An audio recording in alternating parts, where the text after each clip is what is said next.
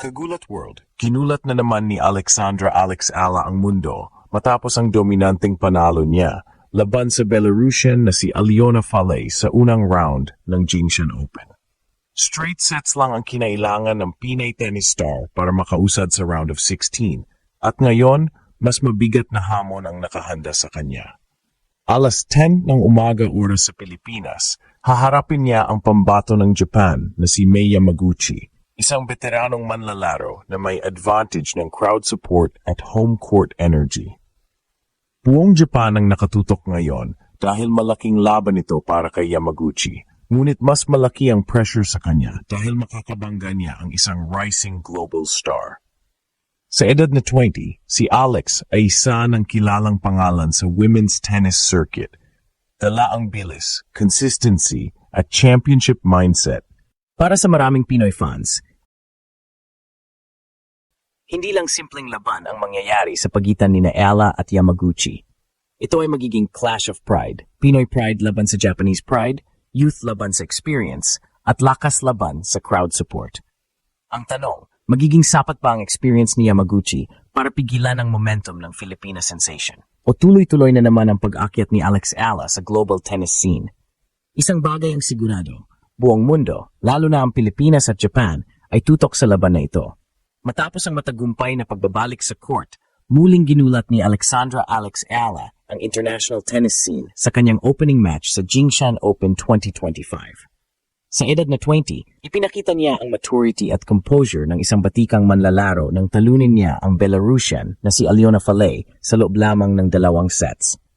Ang panalong iyon ang nagbigay daan para umabante siya sa round of 16, kung saan mas mabigat ang hamon na kanyang kakaharapin. Ngayon, lahat ng mata ay nakatutok sa laban niya kontra na si Mei Yamaguchi ng Japan.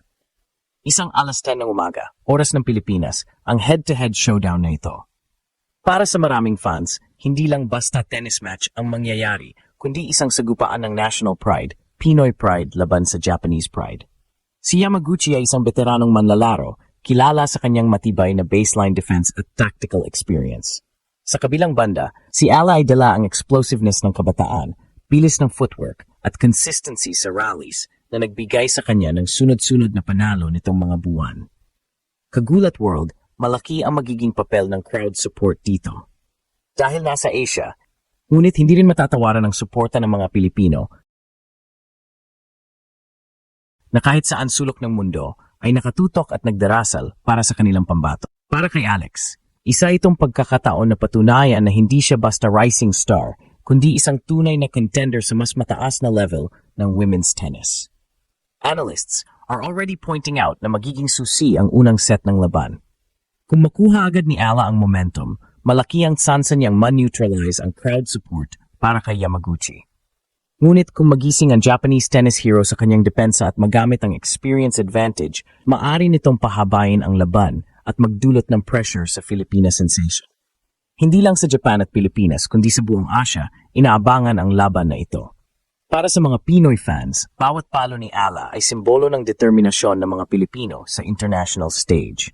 Para naman sa mga Japanese supporters, ito ang pagkataon ni Yamaguchi na ipakita na kaya pa rin niyang tumapat sa mga bagong henerasyon ng tennis stars.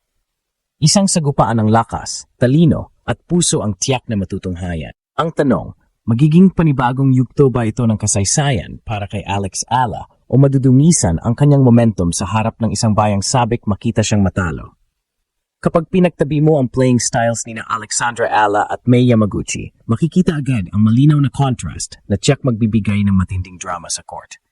Si Alex, bata at mabilis, ay kilala sa kanyang aggressive baseline game. Malinis ang kanyang ball striking, consistent sa long rallies, at kayang mag-shift mula depensa papuntang opensiba nang hindi nawawala ang kontrol. Ang kanyang pinakamalaking sandata ay ang bilis ng paa at anticipation, kaya niyang basahin ang galaw ng kalaban bago pa ito tumira.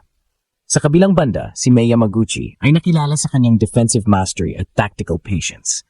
Hindi siya basta-basta sumusuko sa kahit gaano kahabang rally. Sa edad na mas mataas kaysa kay Alex, dala niya ang experience at mental composure na mahirap tapatan.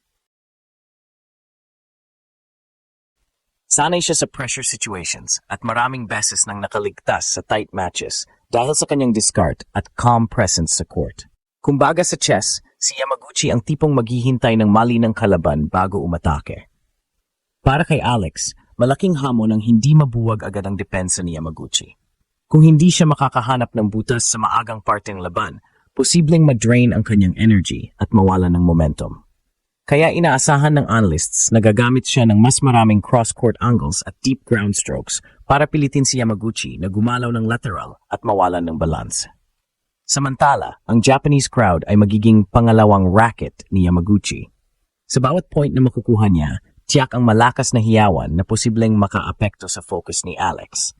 Subalit kilala si Ayala sa kanyang composure kahit nasa hostile environment. Napakita na niya ito sa mga international tournaments kung saan kadalasan ay wala siyang home support pero nagawa niyang manalo. Kagulat world, kung titignan ng stats, mas bata at mas mabilis si Ayala pero mas consistent at mas mindgut si Yamaguchi. Dito papasok ang psychological battle. Kaya bang panatilihin ni Alex ang kanyang aggressiveness nang hindi nagmamadali at nagkakamali? O kaya ba ni Yamaguchi na i-stretch ang laban hanggang sa mawala ng tiyaga ang mas batang kalaban? Ang tanong ngayon, kaninong style ang mananaig? Ang explosiveness ng Filipina sensation o ang tactical na depensa ng Japanese veteran? Sa bawat palitan ng bola, hindi lang skills ang maglalaban, kundi pati puso at mental toughness. Ano man ang mangyari, malinaw na hindi ito magiging ordinaryong match. Ito ay magiging simbolo ng laban ng henerasyon, ang bagong dugo ng tennis laban sa matagal ng haligi ng Japan tennis. Hindi lang simpleng laban ang nakataya para kay Alexandra Ayala sa Jingshan Open. Ang kanyang head-to-head kontra kay Mei Yamaguchi ay nagiging simbolo ng mas malawak na laban, ang representasyon ng Pilipinas sa global tennis scene. Sa tuwing pumapasok si Alex sa court, dala niya ang pangalan ng bansa. At bawat panalo niya ay parang panalo ng lahat ng Pilipino na naniniwala sa kakayahan ng kabataang Pinay. Kung matatalo niya ang isang Japanese tennis hero sa harap ng sariling crowd, ito ay magsisilbing statement win. Isang malinaw na pahayag na hindi lang siya rising star, kundi isa ng seryosong contender sa women's tennis. Para sa Japan, malaking pressure ito dahil nasa kanila ang crowd support. Pero para kay Alex, ito ang pagkakataong ipakita na kahit walang home court advantage, kaya niyang manalo. Ang laban na ito ay may global resonance.